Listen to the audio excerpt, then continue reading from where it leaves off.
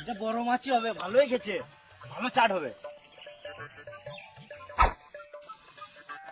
পুঁটি মাছ, সালামা মুনি তখন থেকে এই পুঁটি মাছটা গাঁড় জ্বলা ছিল। ওরের বাচ্চা মাছ তখন থেকে গাঁড় জ্বলিয়ে দিল। রাক্ষস তো নাকি রে মারা, কাঁচা মাছ চিবি খেলেছিস, নিন দেখা টেস্ট লাগবে। তুই যে গাঁড়ও মাছ না, নাহলে তোর শোল মাছটা চিপি মেরে দেবো। বেশ, আর মাছ ফাছ হতে হবে না, গান মারা গা। চ মদ খাবো। চ। আটা দিয়ে মদ খাবি নাকি? আটাটা ফেলে দে, মানে মাছই খাক।